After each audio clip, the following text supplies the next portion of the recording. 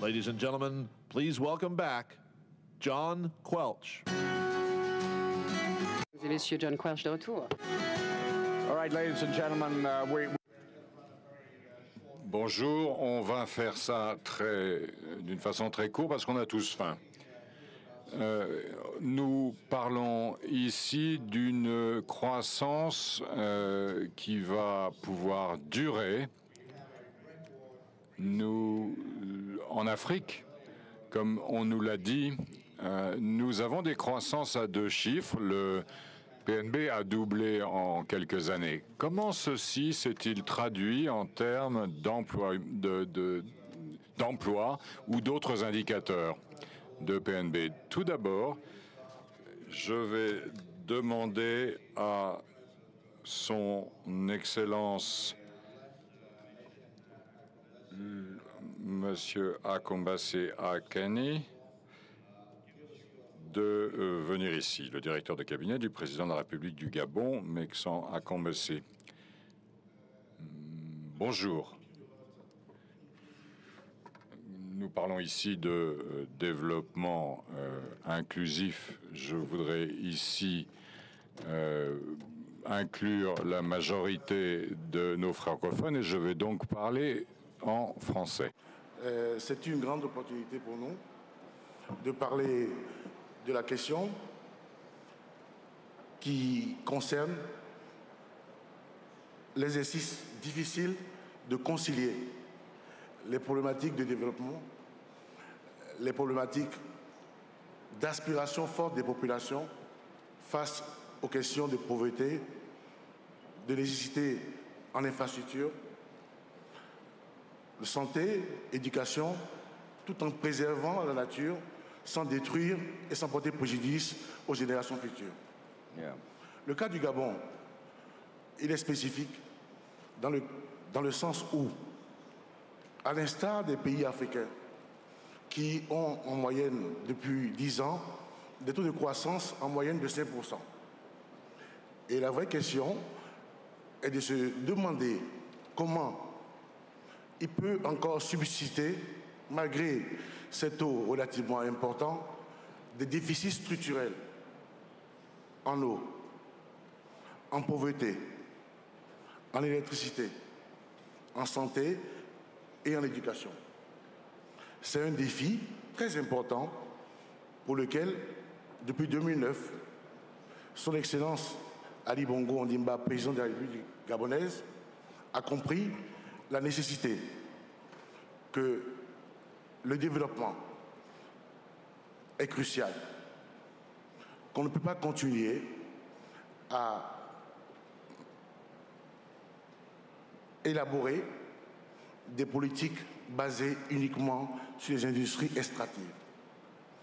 En effet, comme l'a dit la plupart des intervenants, les industries extractives ont cela de particulier de ne pas être en mesure de créer des emplois. Non seulement ils ne créent pas des emplois, mais par rapport à leur spécificité, de laisser uniquement les produits se faire exporter, ne créant pas de valeur ajoutée, ils contribuent à la baisse ou à la constance des revenus, alors que les besoins, comme je l'ai dit tout à l'heure, sont toujours de plus en plus croissants. Et nous considérons que c'est une politique que nous pouvons traiter facilement de cercle vicieux. Et il faut rompre avec ce cercle vicieux. Rompre avec ce cercle vicieux consiste à mettre en place des politiques courageuses, volontaires, qui consistent généralement à mettre en place des politiques de transformation. Il faut transformer les structures de l'économie, transformer l'environnement, favoriser tous les secteurs qui puissent, par leur mutation, engendrer une forte croissance de l'économie. Donc, tout ce que j'aurais à dire aujourd'hui consiste à mettre l'accent sur l'aspect de transformation. Pour que les choses soient claires, et en faisant le résumé de ce qui a été dit jusque-là, transformation rime avec une vision clairement établie. Elle rime avec une volonté de l'action. Et elle rime aussi avec une détermination dans les actions.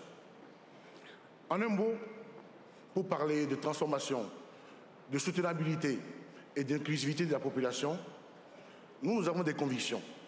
Nous avons des convictions parce que nous avons constaté que par rapport à la persistance des déficits en eau, des déficits infrastructurels, il fallait absolument ne pas, sous couvert d'industrialisation, laisser un pan entier de la population au bord du chemin. Parce que le risque, comme vous venez de constater, c'est faire des laissés pour compte de la croissance, pour ne pas arriver à des contradictions comme des sommets comme Davos et autres. Donc le but clair est de concilier l'exigence de développement avec des politiques soutenables pour pouvoir faire face aux besoins de la population et des politiques visant clairement à lutter contre le manque d'inclusivité des populations. Pour cela, nous avons mis en place des plans courageux et un changement dans la doctrine des choses. Pour revenir aux industries extractives, si vous permettez, je vais développer la problématique qui consiste, notamment en ce qui concerne le Gabon, à vouloir passer des questions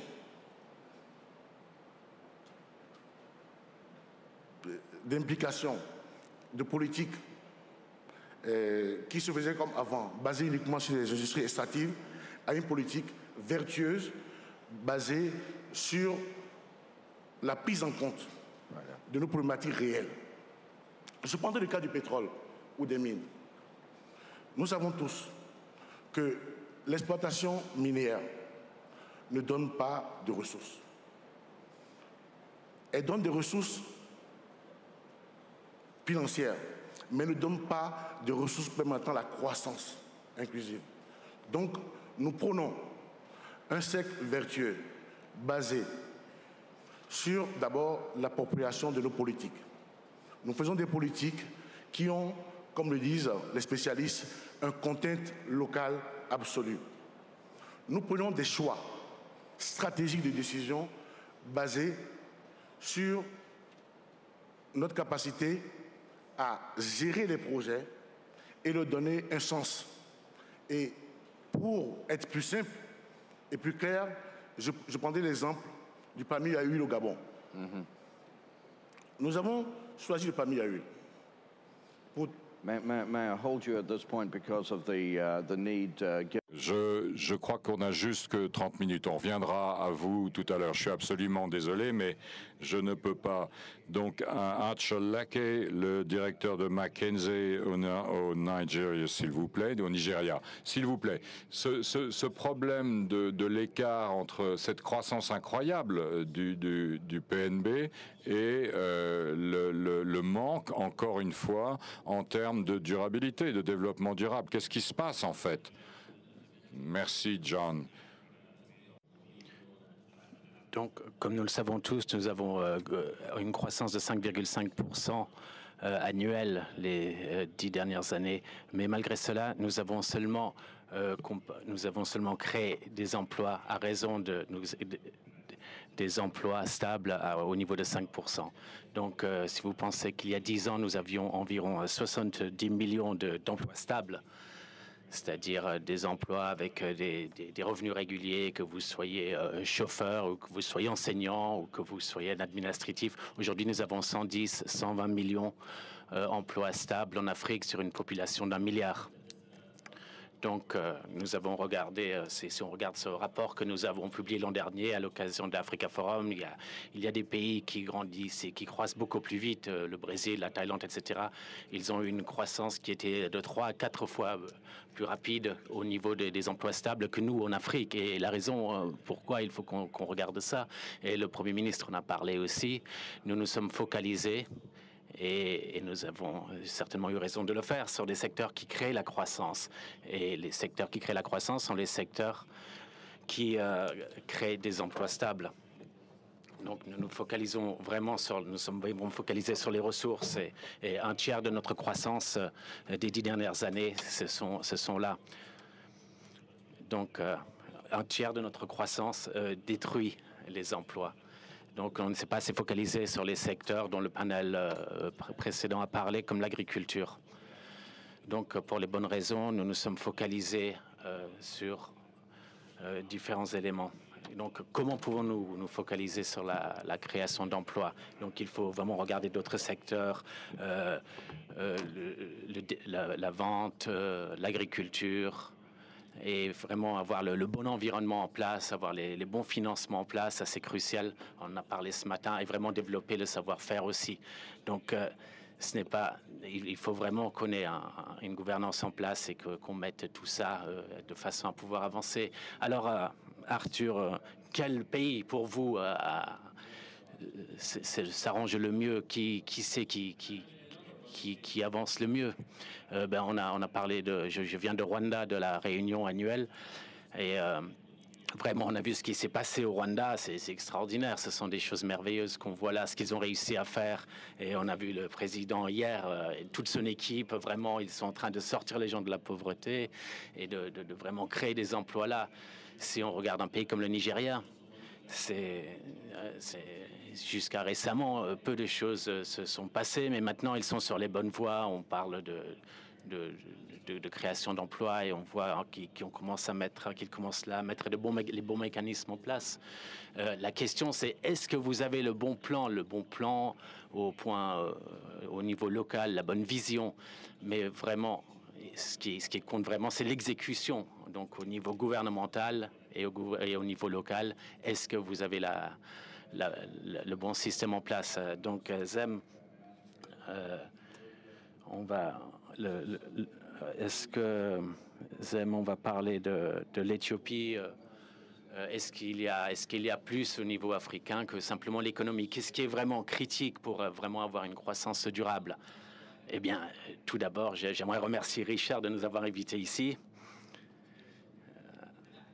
Et je suis de retour après l'année dernière. Donc, pour moi, la croissance africaine, c'est quelque chose de réel. Donc, comment la faire durer maintenant?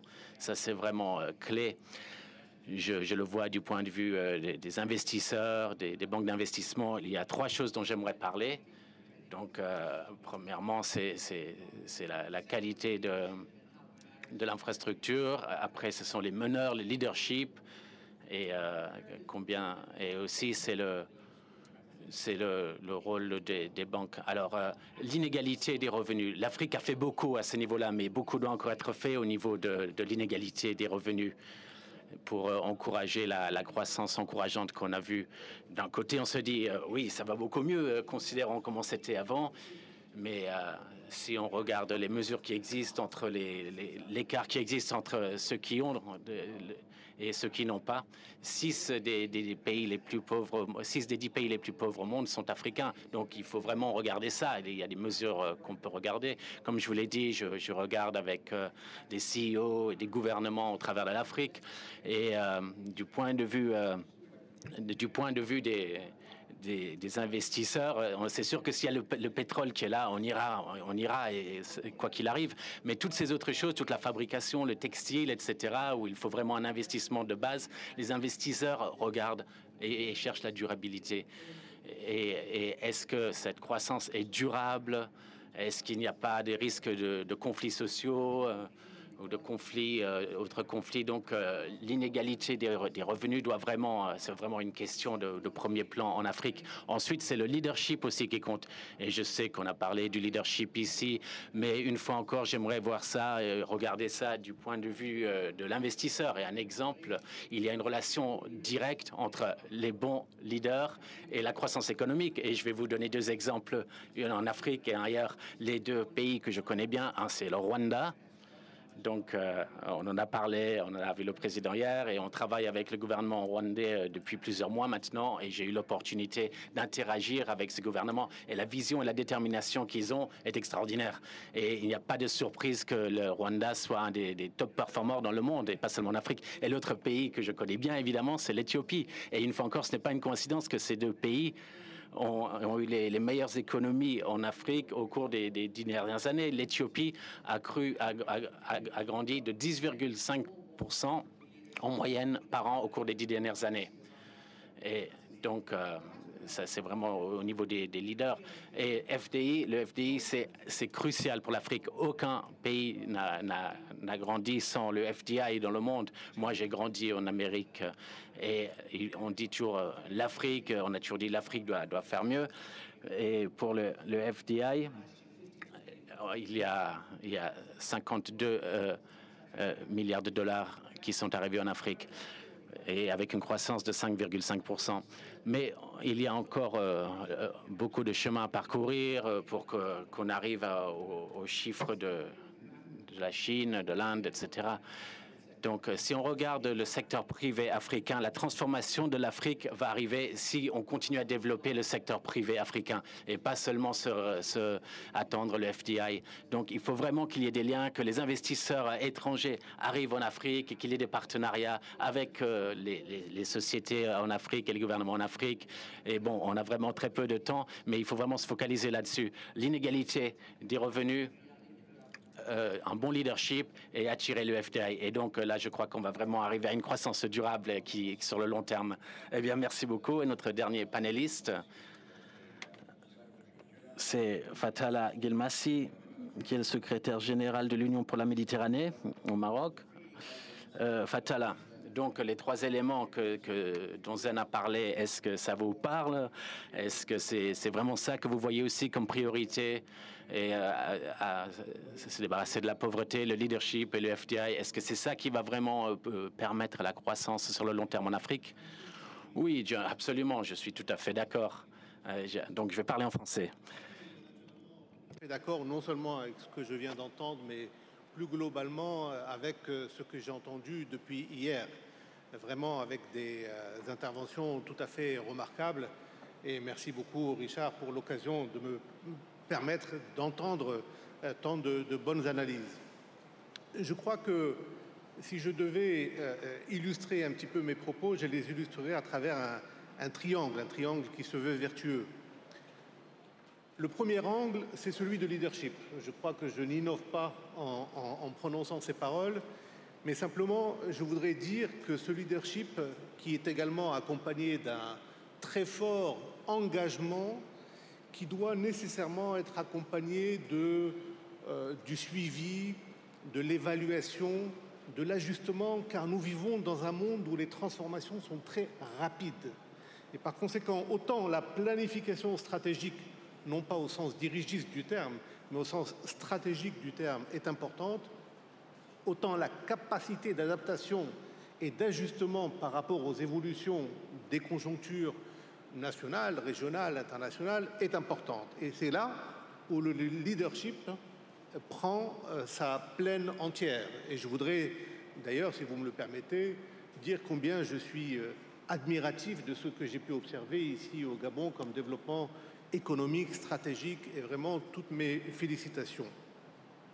Le deuxième angle, puisque nous parlons de inclusive growth, c'est la capacité à faire travailler ensemble le secteur privé, les gouvernements, les autorités locales, les ONG, les universités et tant d'autres parties prenantes, car in fine, le résultat positif, le succès, est un sigma de l'ensemble de ces interactions sous l'impulsion, bien entendu, du leadership politique dont je parlais. Et donc, cette dimension secteur privé en particulier, sur laquelle je voudrais insister ici, me semble fondamentale pour faire en sorte que le système puisse donner les résultats avec ce que j'ai entendu dans la salle à plusieurs reprises, cette volonté, et pardonnez-moi de le dire avec plus de force encore, cette obsession légitime et positive de pouvoir faire en sorte que des résultats soient tangibles sur le terrain et au bénéfice des populations. Le troisième angle, et peut-être qui répond à la question des FDIs sous un autre angle, c'est celui de l'intégration régionale. Nous vivons dans un monde où il est important de dépasser les frontières nationales et de travailler en synergie avec ses voisins et bien entendu au-delà dans des périmètres géographiques régionaux plus élargis. L'intégration régionale, c'est facile à dire, c'est moins facile à faire. La seule manière de la faire, c'est la politique des petits pas pour véritablement construire des coopérations régionales, pour construire des faits qui prouvent leurs résultats et leurs bénéfices, pour permettre justement de monter en puissance et de faire en sorte que cette intégration puisse prendre toute son ampleur et donner tous ses bénéfices. Pourquoi l'intégration régionale est importante? Parce que précisément, elle permet aux secteurs privés nationaux, locaux, de prendre toute la mesure de développement dans un marché qui devient plus large, dans un marché où on peut s'étendre. Et pourquoi je fais le lien avec le FDI en étant tout à fait d'accord avec mon voisin sur ce qu'il a dit, c'est que les investissements étrangers, quand ils ne viennent pas dans une optique très orientée matières premières, ce qui bien entendu est à mon avis une époque révolue, ils accompagneront, ils verront où vont les investisseurs locaux et ils iront dans la même direction, parce que c'est le signal de ce qui se passe sur le terrain. Et par conséquent, en ayant été, pardonnez-moi de citer mon exemple, pendant 3 ans, le directeur général de l'Agence marocaine de développement des investissements, plus les investissements nationaux se développaient au Maroc, plus les investissements étrangers se développaient. Il y a donc une corrélation qui est importante et c'est la capacité pour toute stratégie d'inclure ces 3 angles, leadership politique, implication des différents acteurs et capacité de travailler ensemble, et enfin intégration régionale construite de façon très pragmatique, graduelle mais réelle. C'est dans ce triangle vertueux que se trouve la solution, à mon avis, à nos défis. Excellent. So I think that, one point I want to underscore that you made. Oui, donc merci. J'aimerais souligner un point dont vous venez de parler, c'est investissez dans votre propre économie et ça fait passer le message et ça donne la confiance aux étrangers pour investir dans votre économie. On a le temps pour 2 ou 3 questions rapides avant le déjeuner, si vous le voulez. Est-ce qu'il y a des questions dans la salle pour le panel? Une question qui n'a peut-être pas été soulevée par le panel, par les membres du panel. Alors, laissez-moi vous poser une question. Alors, est-ce que vous pouvez réfléchir un petit moment sur ce qui est arrivé en Chine avec la croissance chinoise? Il y avait du haut niveau de fabrication. Il y avait le développement d'un marché de consommateurs, donc il y a encore un équilibre qui doit arriver, mais il y a des emplois au niveau de la vente au détail dans les secteur des services. Ça devient vraiment maintenant, ça fait partie de l'emploi, de l'équation de l'emploi en Chine. Donc ce n'est pas vraiment une ressource, c'est une croissance qui est basée non seulement sur les ressources, mais sur les emplois dans le pays même. Est-ce qu'il y a de l'espoir pour cette croissance en Afrique? Qui aimerait répondre à cela? Je sais qu'en Éthiopie, il y a vraiment eu des investissements sur le côté fabrication très importants, très intéressants. Oui, donc c'est ce que je parle quand je parle de la migration vers l'industrialisation. Ça semble évident, mais on n'a pas ça encore tout à fait correct en Afrique pour l'instant. Je vais vous donner quelques exemples, certainement là où moi je suis basé, c'est-à-dire en Éthiopie, les Chinois, donc les plus grands fabricants de chaussures du monde, qui viennent de Chine, sont en train de mettre en place une usine de 2 milliards de dollars en Éthiopie. Et donc, ces chaussures vont être fabriquées en Éthiopie pour être vendues ailleurs, aux États-Unis en particulier. Et donc, l'électricité, chez nous, c'est 4 cents par kilowattheure. Et donc, ça, c'est le moins cher au monde. Donc, c'est vraiment comme un puzzle qui se met en place parce qu'on a des employés qui ne coûtent pas cher, une force salariale qui ne coûte pas cher. C'est 1/10 de ce qu'il coûte en Chine. Il y a de l'électricité qui n'est pas chère. Il y a toute l'infrastructure. Il y a 5000 kilomètres de chemin de fer. Et il y a aussi la plus grande compagnie aérienne qui est basée en Éthiopie. Donc, s'il y a tous ces éléments, les il y a des investissements de Chinois, Coréens qui peuvent arriver. Si vous n'avez pas les bonnes infrastructures, ça va être plus difficile. Je crois que ce qu'il faut aussi, je suis d'accord avec la migration industrielle, oui, donc nous, on est passé vers les ressources. Aujourd'hui, 50%, l'agriculture, c'est 50% de tous les emplois en Afrique. Et je crois que c'est un des plus grands leviers pour sortir les gens de la pauvreté en Afrique, c'est le secteur agricole, qu'il y ait de plus grandes et de meilleures récoltes, et il faut vraiment travailler là-dessus, et il faut vraiment qu'on se focalise là-dessus, en plus évidemment d'une migration vers la fabrication. Du transfert de technologie. La migration des valeurs, c'est bien, mais nous, au Gabon, de quoi avons-nous besoin? Nous avons les ressources. Nous avons la main-d'œuvre plus ou moins adaptée. Nous n'avons pas la technologie. Donc, les contrats qui puissent, dans leur contenu, à la fois préserver le contenu local pour l'aide aux populations, le bénéfice des populations, et ensuite la nécessité d'inclure dans les contrats tout ce qui concourt à moderniser le secteur industriel par le transfert de technologies. C'est un paramètre important qui nous semble participer de notre capacité à transformer la valeur ajoutée ici. Right. Et c'est sur cette base-là que nous pouvons accroître les ressources, faire de la croissance en améliorant les conditions générales et les paramètres de l'économie nationale. Okay, thank you. And we have a question on the aisle on my left here, if we can have a microphone there. Donc une question ici, sur ma gauche. Alors une question très rapide, s'il vous plaît. On a parlé hier de l'agriculture, de l'infrastructure, de l'industrie. Il nous faut un plan, comment avancer? Parce que tout le monde parle, il faut faire ça, il faut faire ça, il faut faire ça. Mais ça demande des moyens. Donc il faut qu'on fasse un plan pour avancer. Donc on commence avec l'agriculture avant, ou avec l'industrie, ou avec l'infrastructure. Donc ça, c'est coûteux. Ça demande des budgets énormes. Donc il faut qu'on commence pour un plan A, B, C pour qu'on puisse avancer. Ça, c'est mon... Merci. Okay, who would like to respond, please? Chief of Staff, yeah. Justement, en parlant de l'agriculture, le cas du Gabon, dans le choix du palmier à huile, il est édifiant. D'abord, le palmier à huile n'a pas été choisi par hasard.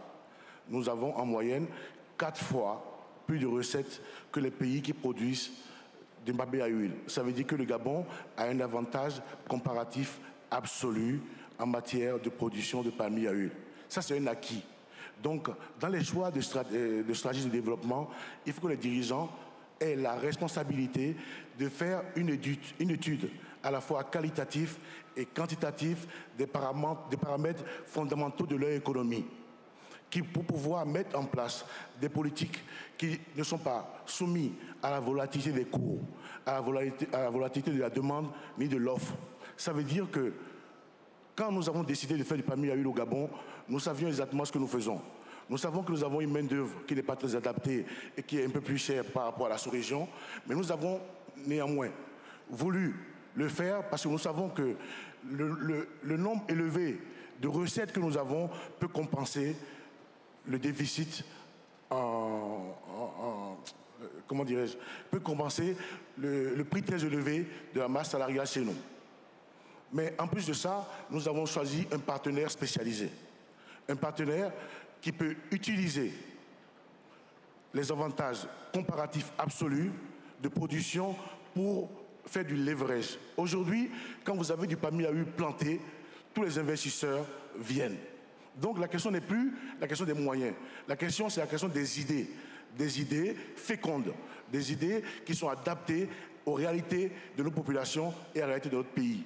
Donc, si moi j'ai un conseil à donner aujourd'hui ou un avis à donner, je pense que par rapport aux besoins croissants des populations et avec l'augmentation croissante des populations en Afrique qui ont des besoins légitimes de développement, les dirigeants ont une responsabilité totale.